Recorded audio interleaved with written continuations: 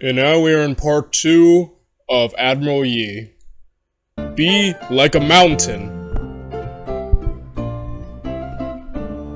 At last, we've passed the phase of Yi's life where his every effort is thwarted by the machinations of corrupt officials and jealous superiors. Finally, we can begin the story that sees Yi rise to be the national hero of Korea. But first, we have to talk about the two contrasting states that are about to meet in bloody battle. If you watched the Sengoku Jidai episodes, you'll remember that Japan had just come out of 100 years of ceaseless war. Their entire society was built off of a martial hierarchy, where the most glorious thing a man could do was fight. Japan had fielded giant armies and had an economy devoted to war. They had hundreds of thousands of veteran soldiers, and they had seasoned generals, battle-hardened from years of campaigning. And now, for the first time ever, all those forces were unified under one man, Toyotomi Hideyoshi. The Korean state had, by contrast, been mostly at peace for 200 years. The state itself was a Confucian bureaucracy. Okay, so that... he mentioned last part that this war didn't start off so well, and you can kind of see why.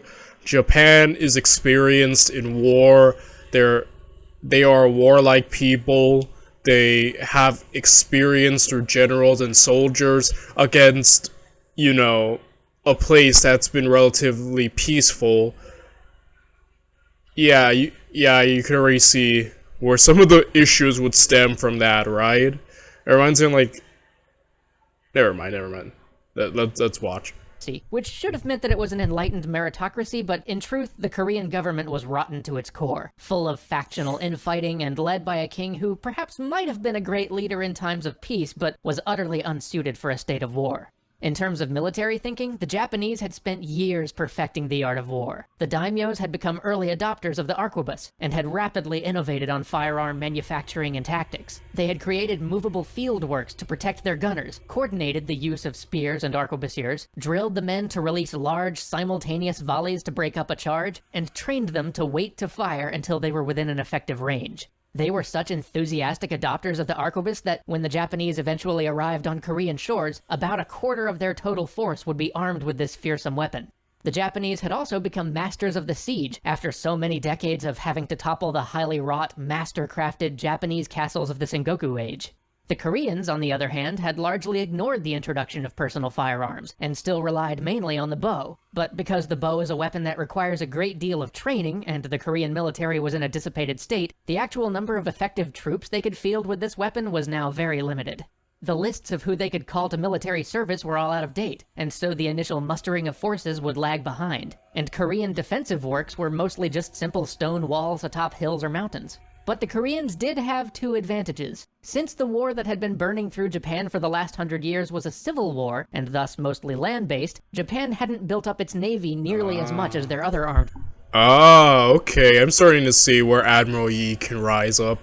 So they may have the advantage on land due to, you know, their experience in fighting there, but now this is the opportunity for Admiral Yi to best them in the sea. And since, you know, Japan has to get to Korea, that would require ships. And so if you take out the ships, you take out Japan. Okay, you see where I'm getting at. But, okay, I'm starting to see where the things can turn around. Because I'm going to assume, like I said, I don't know anything about this guy. I don't know anything about what his accomplishments. But I'm assuming he's about to pull off impressive victories on sea. Also because his name is Admiral, so you know. Well, you know, title. Forces. Additionally, while Japan produced vastly superior handguns, the Koreans had developed better naval cannon. And this all makes sense when you think about what both of these forces were used to facing. Japanese forces were used to fighting large, organized land armies, and so they'd focused on developing the weapons and techniques required to counter them, whereas Korea had mostly dealt with pirates and raiders, so they'd built cannon to help defend their coast, and they built simple hill forts so that when raiders showed up, the people could hide in the forts and simply wait for the raiders to go away. They didn't need complex structures, because the enemy Korea usually faced wasn't an enemy bent on conquest. But that was about to change. Between 1587 and 1592, emissaries raced back and forth between Japan and Korea. Hideyoshi wanted the Koreans to just let him march his armies through their lands in order to attack his intended target, China. But besides the fact that letting giant foreign armies march across your country is generally a bad idea, the Koreans also happened to be tributary allies of the Chinese with strong cultural and economic ties, so letting this army march through uncontested was out of the question. This whole thing seemed like madness to them. The idea that the Japanese would even ask for such a thing was unfathomable to many in court. At first, they assumed the request must be a bluff, maybe a negotiating tactic that would eventually end in the Japanese asking for trade concessions or tribute or something. But Ryu Song-yong saw further, to what was really about to go down. And so he got Yi a naval appointment in the southwestern part of Korea, and helped to make sure that he rose rapidly through the ranks, becoming the naval commander for the province by 1591. This is where Yi's story really begins. Upon taking command, Yi saw the dire straits the Navy was in and knew he had little time. He began drilling his men and instilling in them the spirit they needed for the war to come. He commissioned a new type of ship, the famous turtle ship, which he helped design. It was a remarkable piece of naval technology, with a spiked roof to keep enemy boarding parties out, and a dragon head prow that could serve as a cannon or billow out noxious smoke. That is cool! Like, guys, like I said, I don't know... Most of my... I love learning about, like, military tactics and strategy, but I mainly focus on just the land. Like, in terms of air combat or, like, naval combat, I'm very 100% ignorant of. Well, maybe not 100, we've seen some Navy videos, but for the most part, I'm way less familiar with naval tactics, air tactics, etc. All my research has just mainly been on land and land battles. So, like I said, types of ships and the evolution of warships is something that I'm not familiar with. But this turtle ship seems awesome. Wait, let me get that again. Spikes on the front, a dragon head that shoots. Like, that's just creative and stylish at the same time. Like, you know, like, that just looks cool. Looks like dragons, like sea dragons sailing on the water attacking you. And he designed them? Wait a minute. Okay, so I'm just kind of trying to get like a real life look at it. Some of these are illustrations. I mean, I guess you wouldn't have like live showings of it. Maybe this? Okay, like I'm trying to get like a real life image of it, you know what I mean? Trying to witness this thing. If some of these real life photos are accurate, then it looks awesome. Like, great defense on a ship, because most of the battles we've seen, like with Rome and, you know, some of the Napoleonic naval battles, usually when enemies get close enough, they board the ship. This seems like the spikes and covering seems like it could really prevent enemies from just jumping on. So I'm not sure if that was the design strategy for Admiral Yi coming up with that, but I mean, it would be smart. Obviously, if it comes to like hand-to-hand, close-quarters combat, the Japanese, if they boarded the ship, would easily, I think, win due to their experience and preferring hand-to-hand, more land, personal battles. So this would be a great way to counter that. Design. It was a remarkable piece of naval technology, with a spiked roof to keep enemy boarding parties out, and a dragon head prow that could serve as a cannon or billow out noxious smoke. But even before the first of these ships could see active service, it happened. Sentries all across the southeast coast began to spot ships coming over the horizon. Then tens of ships. Then hundreds. This massive fleet flew no sails known to Korean arms. Fires were lit and word was spread. The Japanese were coming. But the local commanders refused to believe what they were seeing. They suggested that maybe it was a trade fleet, or maybe even a large tribute mission from the Japanese to apologize for how rude their ambassadors had been. And so, the local commanders did nothing. The approaching ships began to dock at Busan. Soldiers, fully armored and prepared... Oh my goodness. What fools. What fools you are! So... yeah, like, no, they're here to apologize to us. Like, what? Like... that's so silly. For war began to disembark from the ships, and still the local commanders did nothing. By nightfall, 300 ships full of warriors had landed. A Japanese army was now in Korea. Moana!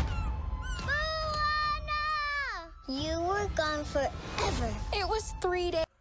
Finally, the commanders realized what had just happened, but by now it was far too late. With well over 100 heavy Korean ships of war at the ready, they had just sat and watched this happen without even moving a single one of those ships out to scout the fleet. Yeah, that's what I was saying. I'm like, the moment it becomes a land battle, right? It seems like the Japanese got it in the bag. That's why I was like, stopping them before they even land on your soil seems paramount. But apparently they just let it happen, so... oh well.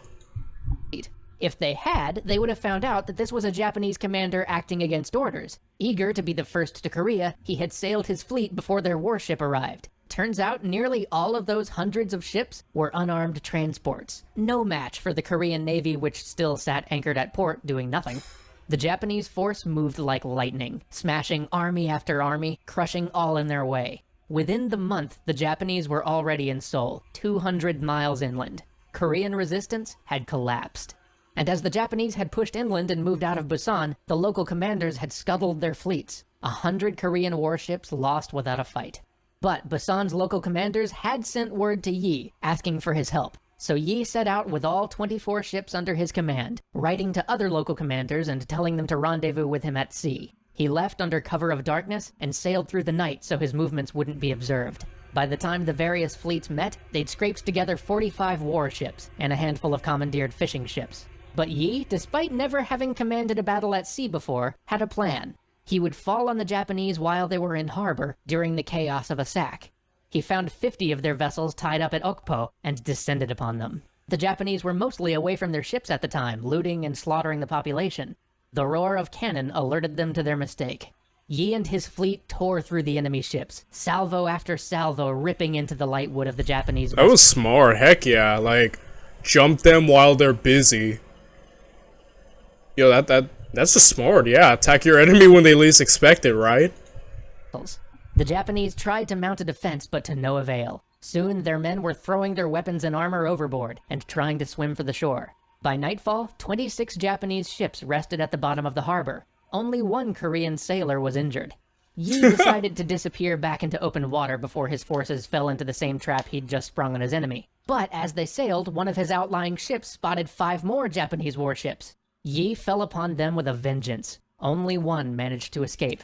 Then Dang, those statistics are great. 26 plus an extra 4 destroyed Japanese ships and only 1 wounded soldier on your side. Completely one-sided. new reports came in of 13 more ships near Chinhae. When the sailors on those ships saw Yi, they abandoned their vessels entirely and fled on foot into the mountains. 43 Japanese ships sunk, and Yi had not lost a single vessel. He was promoted to general command of the southern... Wow, that's impressive. That's a great, like, kind of debut battle. And yeah, he utilized surprise, you know, for the advantage. And also thanks to the superior quality of the Korean ships, of course. So yeah. Navy for his actions, but the sight of Japanese slaughtering civilians would stick with him forever, and harden his resolve to defend the people of Korea. Join us next time as everyone else in Korea keeps losing, and Admiral Yi keeps winning. That is awesome. Heck yeah, I'm about to jump to part 3 now. I'll see you guys there. Bye everyone.